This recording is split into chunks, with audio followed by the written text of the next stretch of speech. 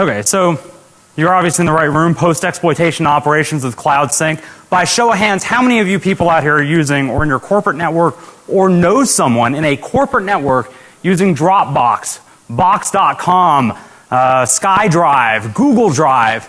Better yet, by show of hands, who doesn't know somebody who's using one of these in a corporate network? I'm not concerned with at home, right? I mean, well, I am concerned with at home, but that's not my primary concern. My primary concern is what's happening in your corporate network, right? So before we get started, who am I? Well, I'm Jake, right? I love this stuff. Security is awesome. I'm a chief scientist at CSR Group. We do a lot of defense industrial base and DoD style stuff, although we're branching out financial services and all kinds of other wonderful stuff. Incident response, forensics, pen testing, exploit dev, PhD candidate in computer science. If you have any botnet samples you want to share, or if you have a botnet problem in your corporate network, I'm looking for places to do research. Two-time winner of the DC3 Forensics Challenge, and I'm a SANS instructor and author for malware, cloud forensics, and offensive forensics. So if you don't know what offensive forensics is, come up and talk to me after the presentation. So the agenda, what are we going to look at? We're going to talk about the problem, right? So the problem is that we have these cloud backup and synchronization tools that I don't think, now I think some of Dropbox and Box.com's marketing guys would tell you that they intended for you to use these in a corporate network. But I think once we're done with this talk, I hope that you walk out and realize that there's a different threat landscape than what has primarily been briefed to you. Right? I view this a lot like the email, right? So email back in the 90s, the early 90s, right? We had email.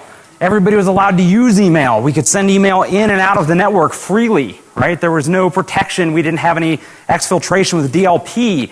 We didn't have any inbound filtering for malicious executable attachments, right? And then things changed. We got smarter security professionals. We started changing, the threat landscape changed, right? People continued to do some of the same stuff. Exfil via email. They kept doing, trying to send in, I certainly try when I'm doing a pen test, to send in malicious executables as attachments, right? But again, the threat landscape changed because we put defenses in place. There are no defenses for this today. And that's hopefully what we're going to do here today, is raise the awareness level so when you walk out of this room, you understand what the actual threat landscape is. We'll talk about the solution. Well, not the solution to your problems, but the solution to my problems as a penetration tester faced with a fairly complex situation. Look at some of the next steps. Then we'll talk about some insecure authentication via case studies. Talk a little bit about some post-exploitation activities. What do you do after you own the box, right? So you own the box, you find out there's some cloud sync. By the way, if I get buzzword bingo, somebody just yell bingo, right? We're talking about cloud. Right, and so cloud sync, what do you do after you whack a box that has actual cloud sync software installed? And then we'll talk about where to go from here. What are our next steps from a research standpoint, both offensively and defensively, right?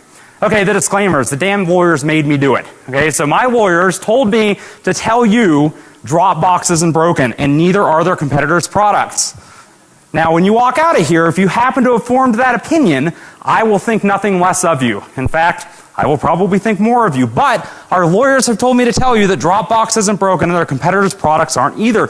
We don't want you to stop using them because that will cost them a lot of money and they'll probably sue me and that would be bad, right? You should carefully evaluate your own security posture before canceling any service, changing contracts, yada yada. I promise not to read the rest of these slides. However, these are the lawyer slides, and I want to make sure that I get all this out here in case somebody's got their eyes closed, not paying attention. And Dropsmack is not malware, capital N-O-T, not malware. It's designed to be operated only in authorized penetration testing scenarios, right? Okay, cool, on to the good stuff. I don't like lawyers anyway. Okay, so what's Cloud Sync, right? This implies more than just online backup. We're not talking about Mosey here. Files placed in special folders, right? Special folders, they get replicated every configured machine. This can include smartphones. Woohoo! Right? I'm already thinking about cross-platform attacks that can potentially be done here. Right? Everybody remembers the Stuxnet USB style attack. Right? Can anybody picture a scenario where now that we have our smartphones synchronizing files back to, right? We've got files that are being synchronized from a machine via Dropbox to a smartphone that then gets plugged in via USB. Couldn't this be the same type of removable media vector? Of course, that one's patched out, but who knows, right? So we have these all kinds of neat cross-platform attacks to include actually attacking the smartphones themselves, right? This is an active area of research for us. So we also have thoughts of maybe infecting files, heading for cloud backup, like a Mosey. By the way, not bad. I like Mosey too, right? Any products that I talk about here, we're all good, right? Okay, so, but if we infect something heading to cloud backup, I love to hit backup servers, right? That's an awesome place to go find lots of good data.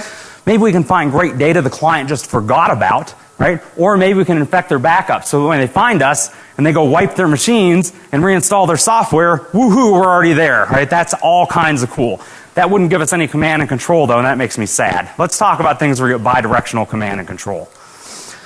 So before we hit that, let's talk about the history of insecurity. And I'm not picking on Dropbox. Dropbox is the only one that has a history of research, right? They're the only provider that have really any research associated.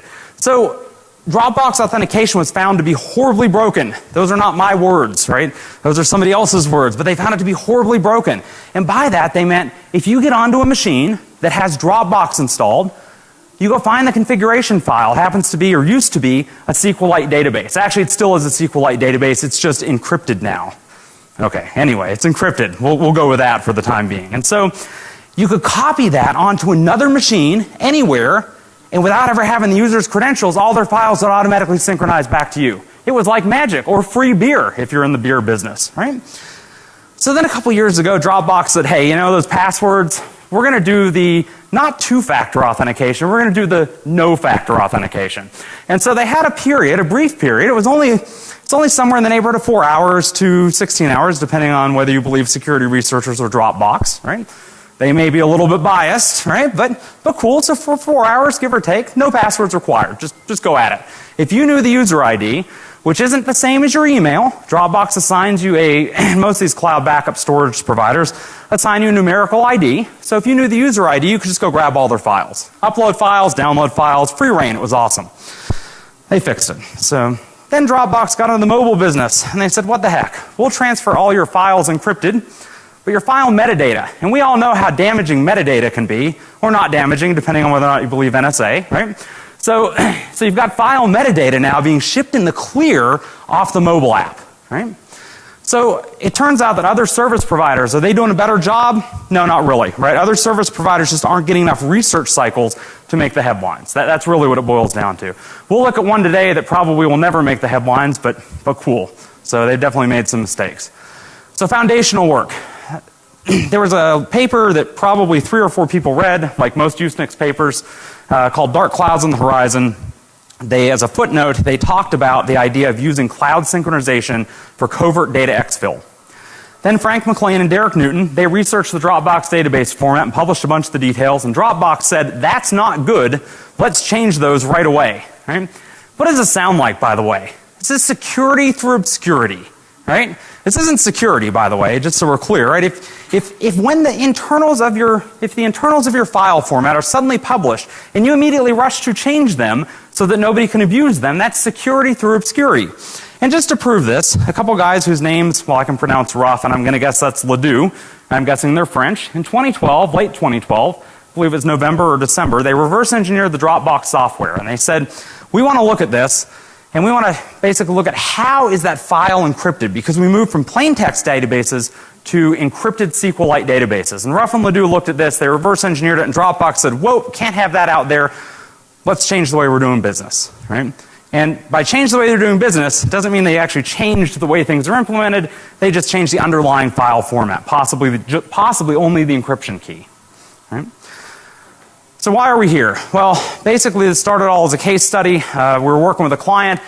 We find Dropbox everywhere we go. Dropbox, box.net, whatever. Doing a pen test, looking at the company, and basically they said, what's the worst that can happen? Oh no, you've thrown the gauntlet down. Let me show you what the worst that can happen is. And so basically the client wants a no-hold-barred pen test, long engagement time, completely black box. We start looking, we do all the regular stuff. If you didn't go to Dave Kennedy's social engineering toolkit talk earlier, right, that's the kind of techniques we're using, right? So set, you name it, going after the web portals, anything public facing, and no luck, right? In some cases, we've actually got some things that are hitting us back, but again, no out-of-date publish or publicly facing servers. Social engineering fails due to awesomely trained employees I actually do wish that this usually happened, right? I want penetration tests to be a challenge. I don't want to walk in and have be in 20 seconds flat, right? It takes the challenge out of it, right? We're all hackers, or I presume most of you guys in here are hackers, or BlackHat for crying out loud, right? We're here in security because it's challenging and it's awesome, and we want pen tests to be challenging and awesome. So physical security, rock solid. The guest wireless network, it's completely segmented from the production network. Production wireless is actually properly secured, right? This almost never happens. We normally send a lot of spam. That fails too. Unfortunately, dog no longer with us, right? But some users actually are clicking on some of the payloads. They're just not calling back. Now, Dave showed some awesome stuff today with SET that may have worked for us, right? That wasn't available then, unfortunately, right? So keep spamming just in case, but no go, right? So social engineering, no go. Spam, nope. Web apps, no go, right? Basically nothing's working. Okay? So time for plan B, right? Time for plan B, because we got fail up to this point. So we find a CISO, right? And he comes to an ISSA meeting and leaves his laptop for about 30 seconds, right? Maybe less. That's all it takes with a human interface device. If you're not familiar with a Teensy or a rubber duck, right? Go buy one. They are awesome. You plug them in and they register as a keyboard. And then they will, as opposed to a USB device. Even if you blocked removable media, this doesn't show up as removable media. Rather than transferring a file by, say, like copying it via removable media, this registers itself as a keyboard and types out your binary file. How cool is that, right? So 30 seconds later, we're on his box. Okay, awesome. So surprise, guess what? Your awesome corporate firewall sucks when the CISO is not sitting behind it. And this happens all too often, right? In fact, anybody here that's using the BlackHat wireless network knows, right, that you're going to get hit about 30 times a minute, right, sitting on the BlackHat wireless network, and all your corporate protections are for naught, right? So now all we need to do is pivot into the internal network over the VPN connection, because this is our normal MO, right? We get on the laptop where it's not protected, and then we use the VPN connection to go back into the network. But no VPN, right? And so this actually, from a pen test standpoint, that was the case. They had decided that, I suspect it was because of incompetent system administrators, but whatever, it doesn't really matter. They decided VPNs were no good. And so they said no VPN on the CISO's laptop. No evidence of USB drive use, and the reason for that was they had awesome, well, there's no such thing as awesome DLP software, but they did have software that was configured to prevent removable media. So prevent the use of removable media. But we find that he has confidential corporate documents, so how is he getting it on the machine? Well, you're to talk about Dropbox, so you guessed it, it's Dropbox, right? Give that man a cookie. So it could have been any cloud sync software though. Title of the talk though might have clued you in. So what now? So it stands to reason that Dropbox is how we got these files here in the first place. This means Dropbox is probably installed inside the corporate network and is allowed out by the firewall. All we need is C2 over Dropbox. We can already deliver files. Dropbox gives us that ability. We just need command and control. Oh, that didn't work well. There we go. So Dropspec's born. So Dropspec communicates by monitoring the sync folders for tasking files. Basically what you're doing is you're going to configure Dropspec, and it's fully configurable. All you have to do, we distributed the source code, it's posted online at the BlackHat website. You don't even have to know C++. All you have to do is go in there and you just have to change the names of the files, right? And when it finds a file with that particular name or starts with that name, right? So in our case, I think we're using stats and reporting and something else along those lines. There's 3 of them there, but you could change, make it 8, 10, whatever. Basically what happens then, it looks for those tasking files. And again, those are files of that particular name. Right? It doesn't care what the extension is. It doesn't care what the actual file content is besides the actual tasking. And so it's going to pull the file, or basically pull that file sync folder looking for those files and exfiltrate the files using the same mechanism. So you can say, show me a directory listing of the user's desktop. And when that comes back across to the CISO's laptop, you have an interactive shell on, by the way. Then you can come back and say, okay, well now let me get those other files. And they don't have to be named a particular name. So let's say we find credit card numbers.xls on the CISO's laptop. And he would never have that though, right? Because that would be a clear PCI violation. But you don't want to get that shipped out like that, right? So you can rename it. You can pull credit card numbers.xls and name it something like don't look here.xls, right? Or benign file, right? And so again, fully integrated there. So what's cool is that many DLP applications, and actually I needed to update this because we've tested several and I have not found one yet that actually does. So change this to all DLP applications see files placed in a Dropbox folder as a local file copy. Let it sink in for a minute. All that stuff that you have, all the rules that you have on your DLP software to protect your credit card numbers, your PII, whatever those magic keywords are that you set up, that you say DLP don't allow this to go out, your DLP software sees upload to Dropbox as a local file copy, right? Because you're placing in any folder on your hard drive that just happens to be synchronized by Dropbox. I'm not crapping on DLP software today, by the way, right? DLP is a hard challenge. So hard, in fact, I don't think anybody has it right at this point. But hey, usually we like to use encrypted RARs for these, right? You like to do encrypted RAR files so that you don't see it going out over the network. It makes it much more difficult to check. In this case, though, we don't have to do that because Dropbox encrypts the traffic for us, right? It's going out over SSL, HTTPS. So again, we can exfil files that way. So basically, this is the communication layout. Again, we've got the laptop at home, on the road, Road Warrior, whatever the case is. Ultimately, then, we're using the Dropbox server to pivot into the user's workstation. Again, this is phenomenal from a NetFlow. How many of you guys are using NetFlow? Holy goodness, I see like 3 or 4 hands. Leave this talk and go find out about NetFlow and use NetFlow to defend your networks. It will normally work. Now, of course, I'm going to tell you in this case it's not going to help you, but in most cases it's going to help you, right? Because if you're being hit by APT1 or, oh man, God just killed a kitten somewhere, but if you're being hit by some threat actor, right?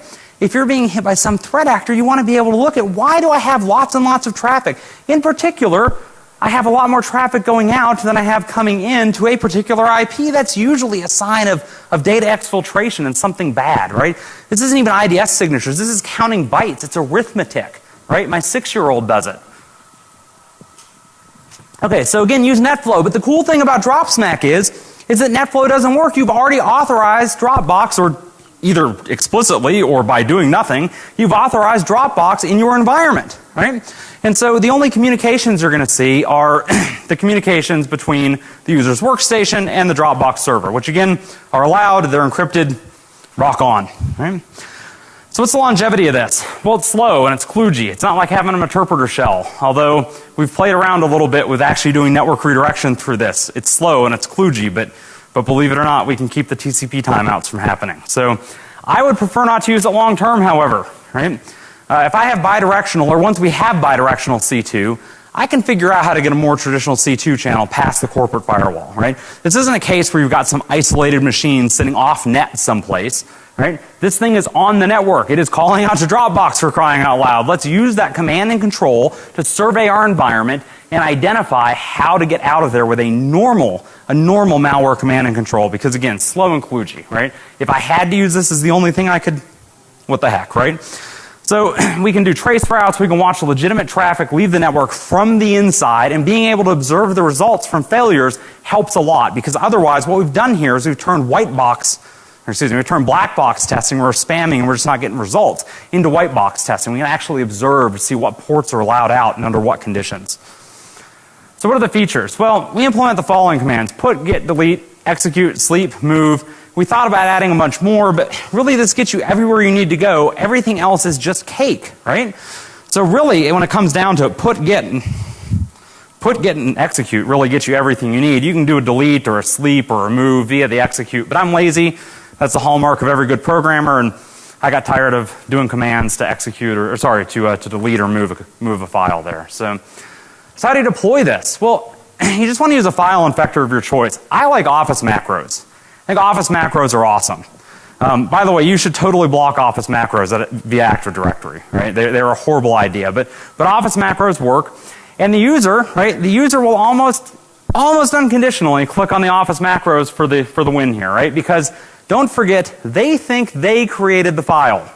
So when they open the file back on their workstation, back at work, when they open up the file and it says, do you want to allow this? Of course I want to allow it. I wrote the file, right? So again, it's a good deal there. So we could get the victim to open it. Potentially we could wait, or we could employ social engineering.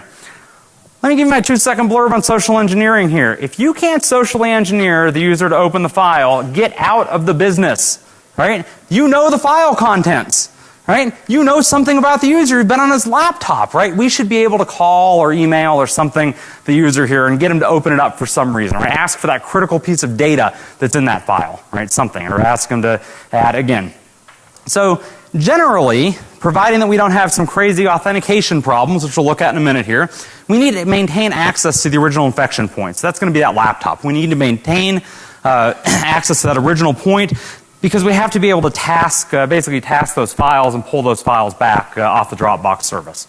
Right? Now it turns out some of these guys employ web applications where we can upload and download files from. We don't yet know the user's password. Right? So we still have a problem with either we need to find some type of auth bypass, right? Which sounds like a great idea. That's a direction of research I'd definitely go in, right? Find some auth bypass, or we need to maintain access to the laptop. But let's be honest, that shouldn't be that hard, right? So what's new between Dropsmack that we presented at Europe and Dropsmack now? Well, it only operated against Dropbox because that's what the client asked us to look at. And amazingly, so Tech Republic picked this up. They ran an article, got, I don't know, 100,000 hits or some craziness. And we got a ton of comments, and it was absolutely mind-blowing, where people are like, I don't see this as a problem because I use Box. I use SkyDrive, so I'm good. I use Google. Have you read the article? This is file movement, right? This is, I mean, and you are installing file moving. Yes. So some victims use other synchronization services. Clearly we need a better mousetrap, right? So Dropsmack v2 is a better mousetrap. It hits Dropbox, Box, SkyDrive, Google Drive, SpiderOak, SugarSync, and then this guy down here, JustCloud, right? And so we'll talk a little bit more about him in a minute, but it doesn't really matter. So we've got 7 of these guys right now, and there's no reason that we couldn't add any more, and it's trivial to do. And the source code is publicly available. I encourage you to do it as well, right? Go demonstrate to your CISO tomorrow, or if you are the CISO, call up and stop this before you get home, but demonstrate to your CISO tomorrow the actual threat landscape, right? The actual potential vulnerabilities that you're exposing yourself to by having this stuff running inside of your network. Okay, so enough about Dropsmack. If we get a couple minutes at the end, I'll actually throw some demos up, but it's really not that cool, right? There's not a lot to see because it's running in the background, right? Oh, by the way, before I move on, I did forget about this. Dropsmack originally used to call itself Dropbox Sync. Amazingly, an antivirus vendor who I will not, dropboxsync.exe, an antivirus vendor who I will not name here, but if you want details, come grab me after the talk, actually created a signature looking for dropboxsync.exe. Now, nothing could be more fragile than looking for the actual name of the executable, but sure enough, they did it. And so as we were building this, we thought, we should make this easy to change, and it wouldn't make much sense in the process list to see dropboxsync.exe if indeed you were using SkyDrive. And so changed all that, and this automatically detects which service you're using and camouflages itself appropriately, right? And so we thought about doing some awesome DLL injection into Explorer. I'm sure there's a couple of people out there thinking, why are you running processes in the process list? Because the lawyers told us to, right? Because really at that point you're not talking about a pen testing tool anymore. I'm talking about like releasing rampant malware. But you could take the code if you were so inclined and very quickly package it into a DLL. I wouldn't encourage anybody to do that, but rock on, right? So you may not be presenting it at BlackHat and being videoed by the guy at the back there where everything goes on the record for potential long-term court use. Okay, so let's talk about insecure authentication.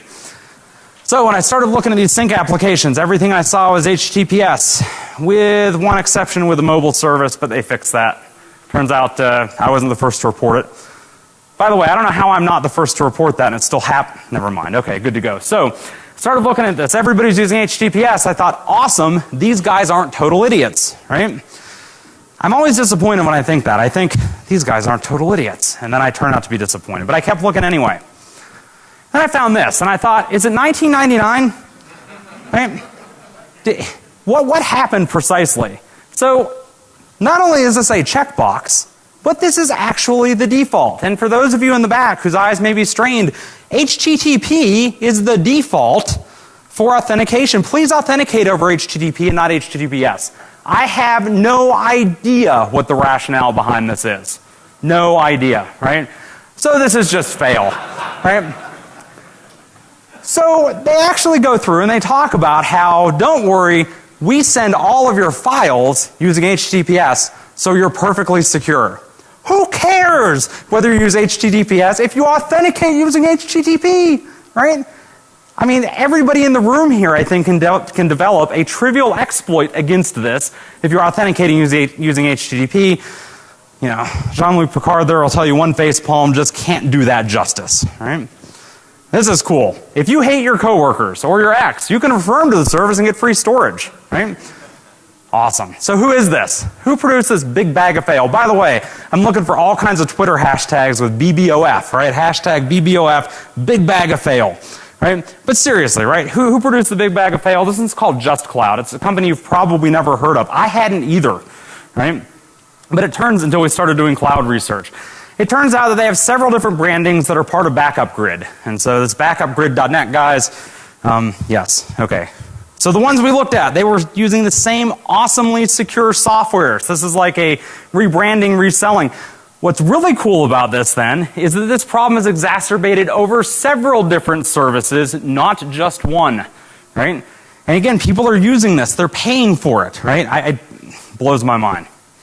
How did I find JustCloud? So I was actually, for an earlier presentation, because I'm just thinking, why am I picking on, this is like picking on the slow kid, right? Why am I picking on these guys? Well, I was actually searching Google for SkyDrive because I was looking for their logo, right? And I wanted to use it for an earlier presentation. I Googled SkyDrive, and this actually popped up in news for SkyDrive, right? And they're like, forget SkyDrive, Dropbox, Google Drive, right?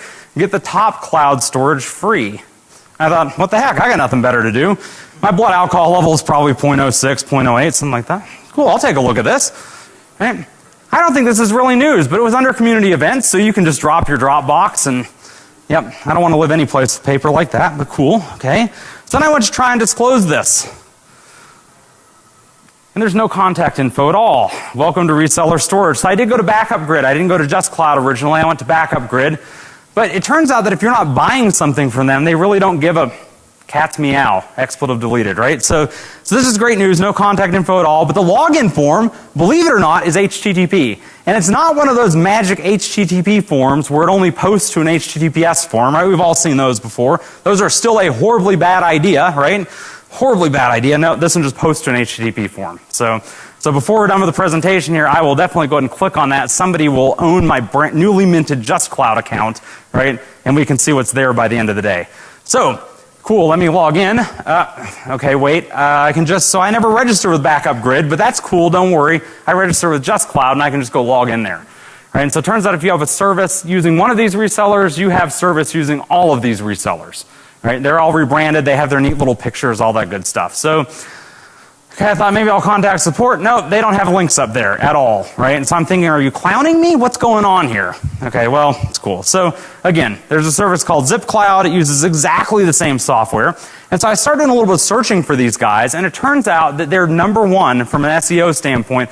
Is the top 10 best, it's a big mouthful there, but the top 10 best onlinebackup.com, which is my go-to source for all advice on cloud services, right? I mean, and it should be your, no wait, don't. That's on video. I don't want you to go there as your number one source for, right? So I'm looking, what kind of clowns are, so you go look here, and it turns out that JustCloud is number one, ZipCloud, I have a strong feeling that myPCBackup.com, also trending upwards, in the number 3 spot there, is probably also using backupgrid.net. I just ran out of time to look at really poorly written software, right? So, but look at where Dropbox and Box are, right? Way down at the bottom, right? SugarSync at least is making an appearance somewhere here. SugarSync, for those who don't know, is actually a legitimate service, right? It's on par probably with Box and Dropbox. It's just targeted more towards the corporate environment. Woohoo! Awesome. Cloud synchronization targeted at the corporate environment. Yeah, we should look at that too, right? Okay, so I thought, are we done with JustCloud? No. Okay, so JustCloud has some awesome, this wasn't like a one-time thing. It wasn't like they thought, or technically it's backup, it's probably backupgrid.net, right?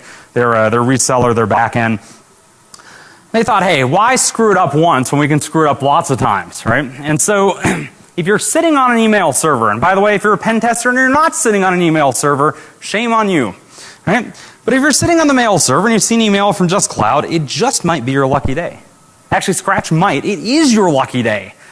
Okay, so then they send you these email links, and the first thing I'm expecting from software written that's this cool is they're going to send you in plain text your password, right, as opposed to like a password reset link. They don't. That's awesome, right? They actually have a chosen by you, right? But they don't send you the password. Anything else stand out though?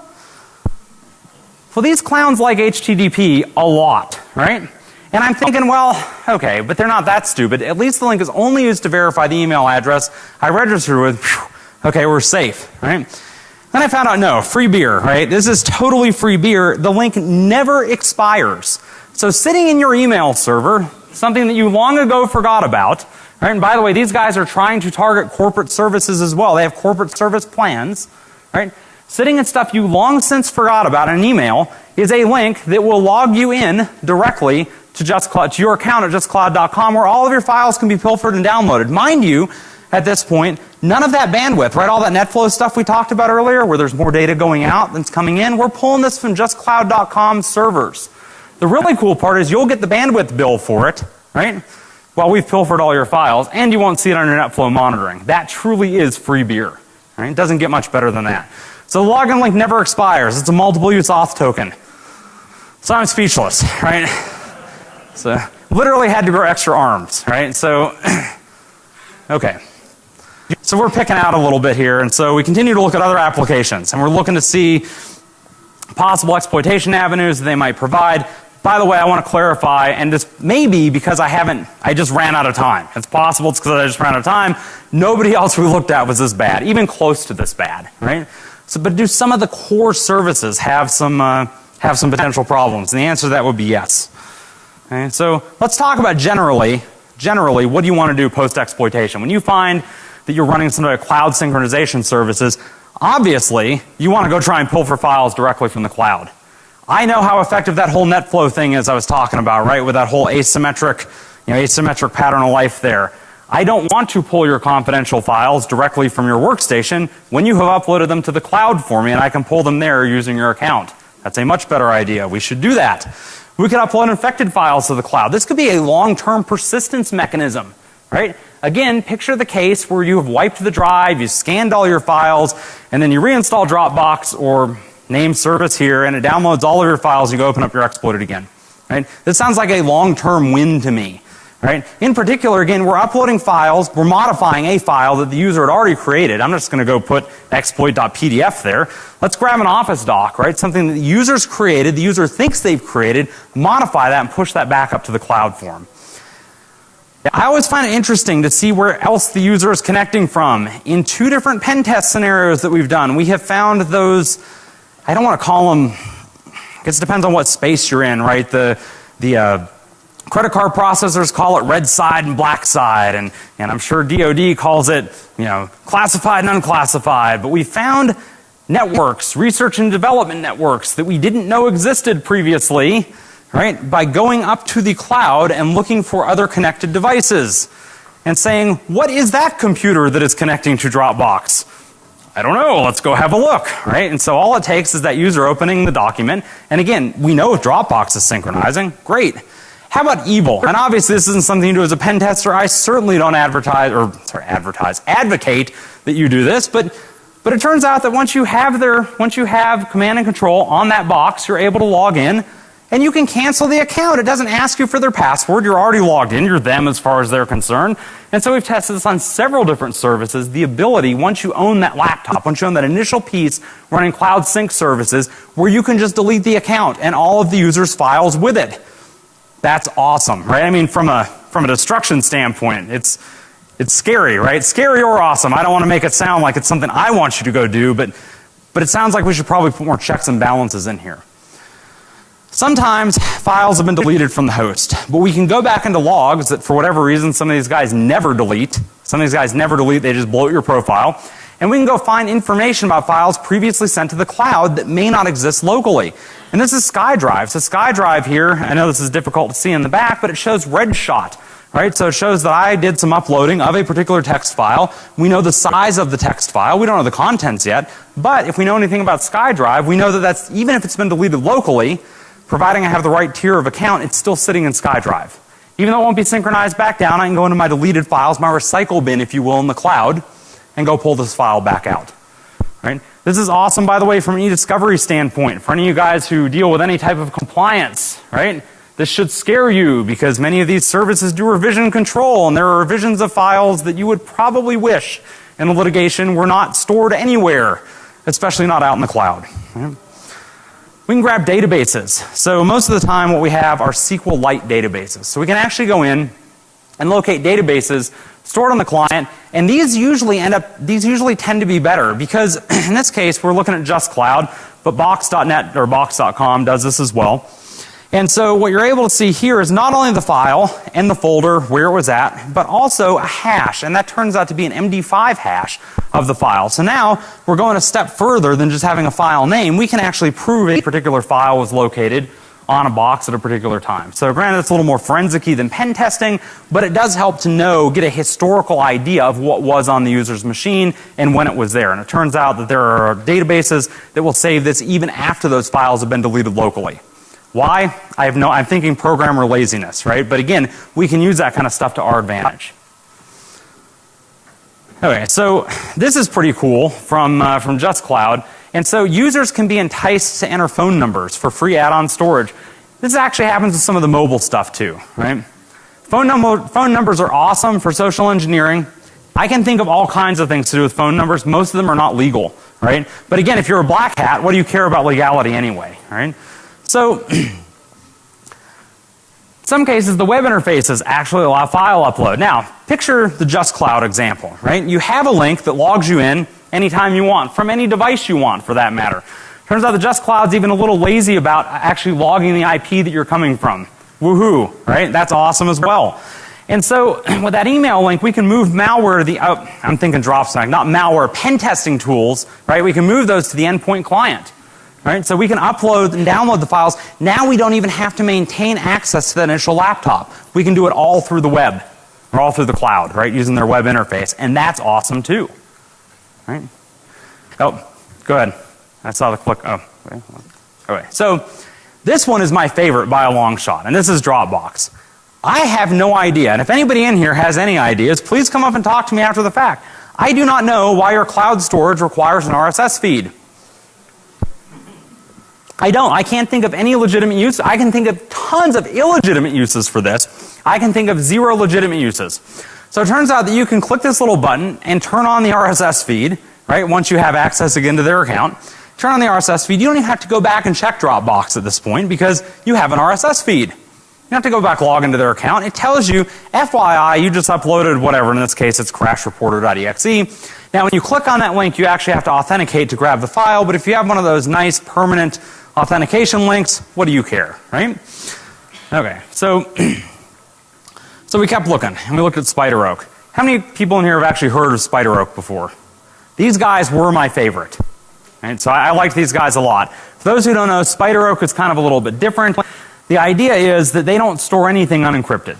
Right? And by unencrypted meaning they can't read it themselves, or at least they claim, and that's about the best we're going to get with the cloud. Right? So they claim they can't even read the files that are there. They're encrypted client side, uploaded, and they're encrypted with your key, right, that's generated client side. Okay, so that's cool. This is kind of like Boxcryptor. If anybody's heard of Boxcryptor before, that was another big critique I got after BlackHat Europe is this would totally fail with Boxcryptor. And we've tested it and it totally doesn't fail with Boxcryptor. So if you're worried about that, don't worry. Most people set Boxcryptor to stun, which basically means Boxcryptor, by the way, as an add-on for these services. They allow you to encrypt your files locally so that Dropbox then can't read them, right? So you have your key. But the reality is most people don't individually encrypt and decrypt files because, let's be honest, right? That's a pain. I mean, it's from a usability standpoint, it kind of goes out the window. So what they do is they set up Boxcryptor, and anytime they see files that get dropped into the directory, they encrypt them and send them up. When the user wants to use them, they decrypt them and pulls them out. So again, if you've got it set to auto encrypt and auto decrypt, rock on, right? Okay, so we do the prevent, SpiderOak will prevent an upload or download of the file from the web interface. There's no reason you'd be able to pull it from the web interface. SpiderOak couldn't provide it to you anyway. They don't have the keys, right? They claim not to have the keys at least, and I believe it. So we're looking through SpiderOak a little bit though. We found out that it allows local network backup. And this was kind of interesting. So basically the idea here is that you can configure a server locally that you would like to back up files to. And so sounds weird, but they're the encrypted portions of the files. And so what I did is I went and did a little bit of web searching and found out a little bit of web research and found out a lot of people actually do this. Awesome. So I found out a lot of people actually do this, right? So with the SpiderOak, with the saved creds piece, and here's what it looks like. And so what's happening here is that you put in, your IP where you want to send this stuff to, and your username and your password, and you can see TCP port 22. That's awesome. That's SFTP.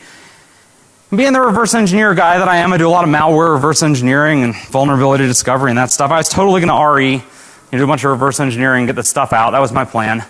Because I like stored creds because they allow you to pivot to other network locations. You have a guaranteed user login at this point on some remote server in their network, and I'm betting if they're doing it for this one in a corporate environment, if they're doing it for this guy, they're doing it for a lot of people, right? And so we can get onto the server and maybe it's not patched, all that good stuff. And then we looked at the drop down and we noticed FTP is allowed.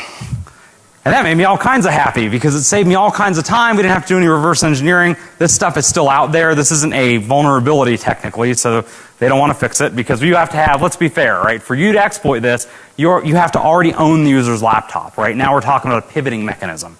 But realistically, for this to work, they have to save the creds. And for you to change SFTP to FTP, it doesn't ask you to re-enter the creds. The creds are still there. Granted, they're masked. I checked the little, could you unmask them using one of those usual, one of the usual suspects? No, you can't unmask them. It wasn't quite that easy. But that's okay. You just change the config to point to an FTP server. Start up an FTP server. Put files in the sync folder, and SpiderOak will dutifully synchronize those to the web and FTP into your server with plain text credentials, and now you can go own that SFTP server somewhere else, right? Which makes me all kinds of happy, right? And so we haven't used this yet in a network pen test, but you should. And when you do, right, let me know about it. I would love to hear about it and put this in as a success story, right? Because that's profit at the end of the day. It's like a free network pivot to something that is guaranteed to be a server, and that makes me just giddy, right? And we looked a little bit further, and they have this little checkbox where you can enable remote diagnostics. And I don't know what the F remote diagnostics are, but they really sound like trouble to me. Right? So we're talking at this point, I have no idea. We haven't done the reverse engineering yet. I ran out of time to look at it, but I'm betting this is another big bag of fail. Right? So kind of like the Just Cloud stuff. So prevention, right? Please, for the love of security, start whitelisting. Right? It makes the job just moderately harder. Pen testing in general, it makes moderately harder. Let's be fair, whitelisting isn't going to cover you in every case. And certainly again, we can get around it, right? I would actually suggest that you use services like SpiderOak that don't store your files unencrypted in the cloud, because that takes that whole bypass out where we can get rid of that laptop and just go directly to the cloud. I can't do that with SpiderOak because they don't offer it as an option. And the reason they don't offer it as an option is because they don't want to. It's because their architecture doesn't allow it. Right? They don't have your keys, therefore they can't provide you anything. Why implement the interface? Boxcryptor is another option. So the bonus is you can keep using the same service, but if you just unwittingly encrypt and decrypt your tasking files in exfil, this will not help you a bit. Right? In fact, you then become part of the evil chain there. Right? How about detection? We want to look for those tasking files on the end hosts. Turns out this is very difficult because, well, you can change the tasking file names, and I'm sure somebody will have a signature for the 3 that we published on BlackHat, so don't use the ones. Don't use the executable that you can download from blackhat.com. Download the source code and compile it, right? It's just that easy. Just press build, change a couple of the strings in there, and press build, and you're done, right? I thought about doing external configuration files, and then I thought that's just one more thing that somebody's going to signature on, and you'll have to recompile anyway. Why add the complexity? Video detection, though. If you employ a next generation firewall, somebody should be on buzzword bingo now. Come on, right? If you employ a next generation firewall, you could potentially watch for sensitive data leaving the network. This presumes that there's some exfil to detect. So if we're not exfiltrating data that matches any of your DLP signatures, I talked to a lot of the next generation firewall guys here. I actually kind of baited them into discussions right in the vendor hall, and nobody that I talked to was able to actually do anything with this. Right? So as we walk through the scenarios, there are a couple that are like, yeah, so we do SSL in the middle, and I'm like, oh cool, so you're going to decrypt my SSL. That's SSL prox. That is what an next-gen firewall is. And then we said, so how are you actually going to prevent the files from leaving? Well, we run standard DLP signatures against. Really? Is that ready to go today? I can go deploy this at my office. All right. Well, so conceptually, got it. Okay. Yep. So nobody was ready to sell me a product this week, right? So, but okay, possibly. Thanks. Watch your process list. This shouldn't be news, right? You should be watching your process list anyway. Again, if we do something like DLL injection, that's not going to help you. But again, whitelisting, right? Makes the job that much harder. So Dropsmack can get a lot better. We looked at re-implementing it as a shell extension and or injecting into Explorer. Again, the lawyers, so that makes it look a lot like malware. Granted, our lawyers aren't really that smart. We had to explain to them, the consequences and the hem and the hawn. But ultimately they said, hey, is there a legitimate pen testing use where you would need to persist long term on a box, inject it into Explorer as opposed to running the process list? So, well, no. They're like, well, then it's malware. Okay, I give up, right? So, what we can do, and we've demoed this a couple of times to clients, is bridging multiple synchronization services. Right now, it's a little bit of a pain. We have to run 2 instances. What do I mean by this, by the way? Well, picture that you have a user. We've compromised him on the road. He's running Dropbox. And we get back into the corporate network, we're in that process list, and we see SkyDrive in the process list. Well, I know where Dropbox goes, but I don't know where SkyDrive goes yet. Right? And so Dropsmack at the moment won't check multiple folders and deconflict. Created a lot of problems for building the tasking files. So what we did when we demoed this is we just uploaded another copy of Dropsmack, pointed to SkyDrive, and said go. Right? We had to disable the automatic checking because it detected Dropbox again, and that was bad. But so we just pointed at SkyDrive and then created different tasking files, and don't worry, they just copy across one folder to the next, and now we're off to places we never knew existed before. Right? This again is like free beer. We could create unique identifiers that would help resolve this. Again, that just complicates your job in using this, right? Going out and pwning corporate networks using Dropsmack. I mean, checking, testing security in an authenticated manner using Dropsmack, right? So again, unique identifiers would help. So there are client-side pop-ups, and this still needs to be addressed. I do a lot of malware reverse engineering. These pop-ups happen a lot in malware, right? These pop-ups actually happen to be legit. But when Dropbox synchronizes a file, you actually get a little pop-up and it says, hey, FYI, right? There was a file added or a file changed or a file deleted. Most users probably don't care, but you know, we might want to get rid of those. So the idea that we had running, and we implemented it for Dropbox, and they changed something, probably not because of us, but we changed something, and it's just a lot of work to keep up with. It's to get the window ID. A lot of malware does this for security products. So when the bubble pops up, it immediately clicks the bubble before you can see it. Right? So it's monitoring it, it hooks that window creation process. I'd like to hide the tasking files, but really exfil, it turns out, is really less of an issue because Dropbox sees it as you put in these synchronization services, see you as putting the file locally, so they don't alert you on that. It's just when you're tasking, it's coming down. So before I break here and take questions and or we go enjoy the vendor hall or whatever the case is, talk a little bit about cloud synchronization vulnerabilities. There are a ton of vulnerabilities in these cloud sync products. If if you're not convinced now after this, right, where we looked at a couple of these guys, let me tell you there are definitely more out there. We have a couple that we're sitting on that for a couple of reasons for where the funding money came from, we can't disclose here. Okay, but there are a ton of vulns in cloud sync providers. Mobile versions seem to be much more buggy than the desktop versions. I didn't think that was possible, but it turns out the mobile guys really are. The vendors appear to be rushing to market with little concern for security, and the bug bounties are almost completely missing. Dropbox is cool. They have a bug bounty, as it were. They'll give you a certificate, right? So basically, you go troubleshoot their code, you find a vulnerability in their code where their stuff's broken, and they give you a certificate? Really? Are you clowning me? Right? Okay, yeah, woohoo! Right, okay, so, and I'm not saying, right, again, lawyers said we can't disclose because of where the funding came from here. I'm not saying these guys have an O-Day. But I can't make this crap up. Basically, their responsible disclosure guidelines, I pulled this morning just in case this had changed.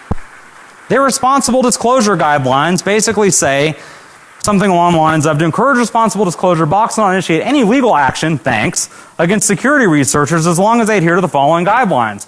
Basically, it's, hey, tell us all the stuff. Wait as long as we tell you to, right? And don't disclose anything without us telling you, or without us telling you we're ready, and we won't sue you.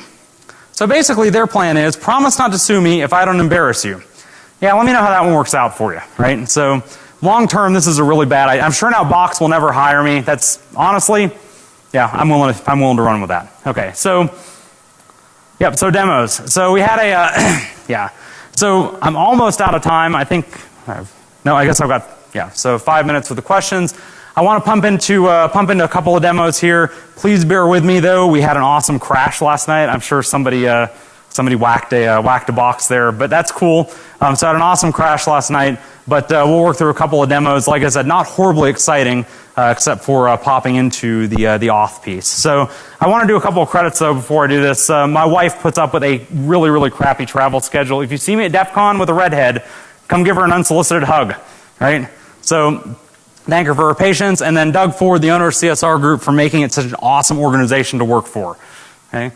So, and complete your speaker feedback surveys. So before, because BlackHat wants you to remember that, complete those surveys, meaning go badge in over there at the obelisk. Okay, so what I have here is I've got, I've got this guy. Let's see if we can work on this here.